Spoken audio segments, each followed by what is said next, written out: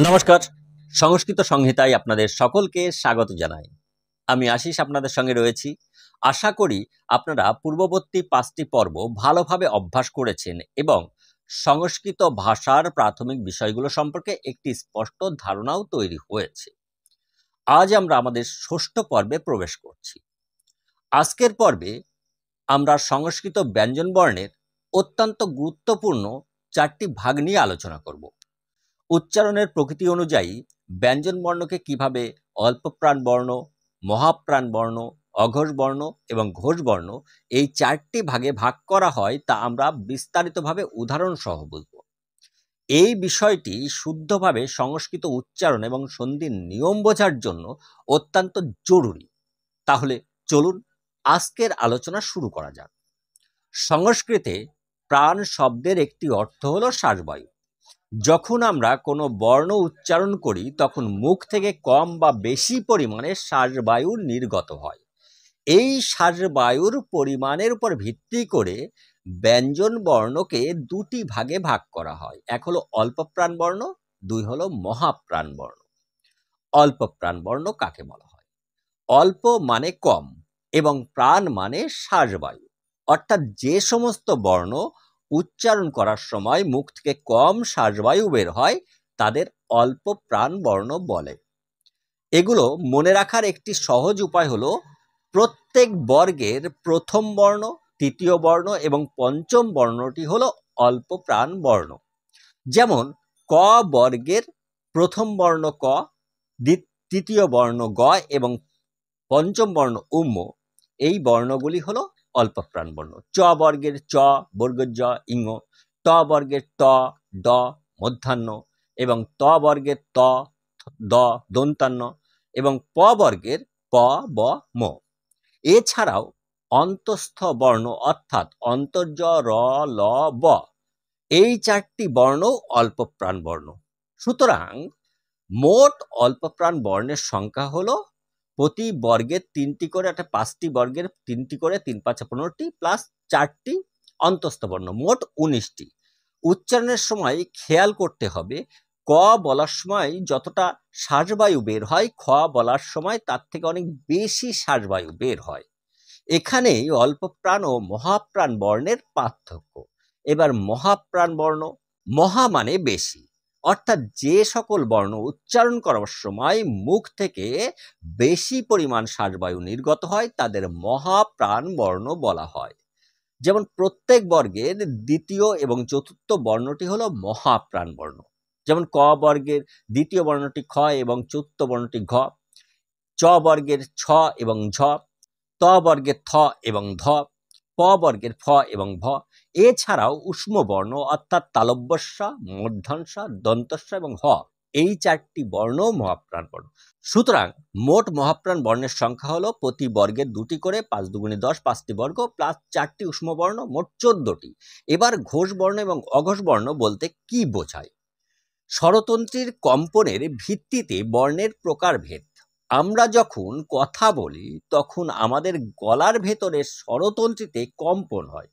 কিছু বর্ণ উচ্চারণের সময় এই কম্পন বেশি হয়, আবার কিছু বর্ণের উচ্চারণের সময় এই কম্পন কম হয় বা প্রায় হয় না বললেই চলে। এই কম্পনের উপর ভিত্তি করে বর্ণকে 2টি ভাগে ভাগ করা হয়। এক হলো ঘোষ বর্ণ, 2 হলো অঘোষ বর্ণ। প্রথমত অঘোষ বর্ণ কাকে বলে? অঘোষ শব্দের অর্থ হলো যেখানে কোনো গম্ভীর ধ্বনি বা অনুরণন হয় না, অর্থাৎ যে বর্ণগুলো উচ্চারণ করার সময় স্বরতন্ত্রীতে কম্পন হয় না বা খুব কম কম্পন হয় তাদের অঘোষ বর্ণ বলা হয়। যেমন প্রত্যেক বর্গের প্রথম এবং দ্বিতীয় বর্ণ হলো অঘোষ বর্ণ। যেমন ক বর্গের ক ও খ প্রথম ও দ্বিতীয়, চ বর্গের চ ও ছ, ত বর্গের ট ঠ এবং ত বর্গের ত থ ও প বর্গের প ফ।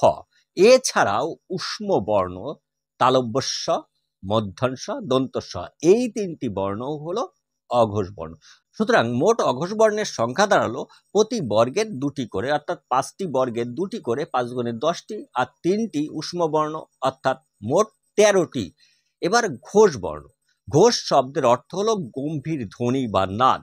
যে বর্ণগুলো উচ্চারণ করার সময় স্বরতন্ত্রীতে কম্পন হয় তাদের ঘোষ বর্ণ বা ঘোষবৎ বর্ণ বলা হয়। প্রত্যেক বর্গের তৃতীয়, চতুর্থ, পঞ্চম বর্ণটি হলো ঘোষ বর্ণ।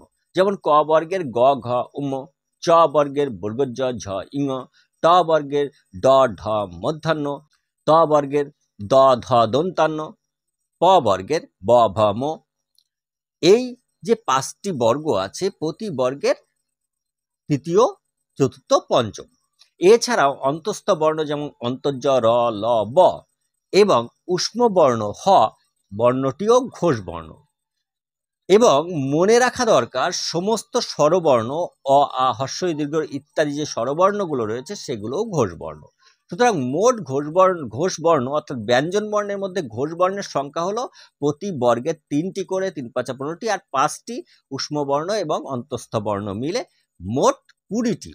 এছাড়াও অ থেকে ঔ পর্যন্ত সমস্ত স্বরবর্ণগুলো হলো ঘোষ বর্ণ। আজকের পর্বে আমরা সংস্কৃত বর্ণমালার এক অত্যন্ত গুরুত্বপূর্ণ বিষয় নিয়ে আলোচনা করলাম। আমরা শিখলাম কিভাবে শ্বাসবায়ুর পরিমাণ এবং স্বরতন্ত্রীর কম্পনের উপর ভিত্তি করে ব্যঞ্জন বর্ণকে অল্প প্রাণ বর্ণ, মহাপ্রাণ বর্ণ, অঘোষ বর্ণ এবং ঘোষ বর্ণ এই 4টি প্রধান ভাগে ভাগ করা হয়। এই জ্ঞান কেবল শুদ্ধ উচ্চারণে সাহায্য করবে তাই নয়, আগামী দিনে যখন আমরা সন্ধির মতো জটিল বিষয় নিয়ে আলোচনা করব তখন এই ধারণাগুলো আপনাদের বুঝতে অনেক সাহায্য করবে। যেমন বিসর্গ সন্ধি বা ব্যঞ্জন সন্ধির অনেক নিয়ম এই ঘোষ ও অঘোষ বর্ণের উপর নির্ভরশীল।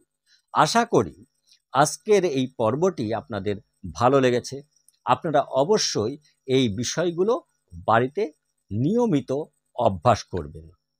প্রতিটি বর্ণ মুখে উচ্চারণ করে বোঝার চেষ্টা করবেন। কোনটি অল্প প্রাণ বর্ণ, কোনটি মহাপ্রাণ বর্ণ, কোনটি ঘোষ বর্ণ বা কোনটি অঘোষ বর্ণ। যদি আজকের এই বিষয় নিয়ে আপনাদের কোনো প্রশ্ন থাকে বা সংশয় থাকে তাহলে অবশ্যই কমেন্ট বক্সে জানাবেন, আমি উত্তর দেওয়ার চেষ্টা করব। যদি ভিডিওটি ভালো লাগে তাহলে অবশ্যই একটি লাইক দেবেন এবং বন্ধুদের সঙ্গে শেয়ার করবেন যাতে তারাও সংস্কৃত ভাষা শিখতে পারে। সংস্কৃত সংহিতা চ্যানেলের সঙ্গে যুক্ত থাকুন এবং সাবস্ক্রাইব করতে ভুলবেন না। আগামী পর্বে আমরা আরও একটি নতুন বিষয় নিয়ে আলোচনা করব। ততক্ষণ পর্যন্ত আপনারা সুস্থ থাকুন, ভালো থাকুন, সুন্দর থাকুন এবং সংস্কৃত ভাষার চর্চা করতে থাকুন। সবাইকে অনেক অনেক ধন্যবাদ ও নমস্কার জানিয়ে আজকের মতো এখানেই শেষ করলাম।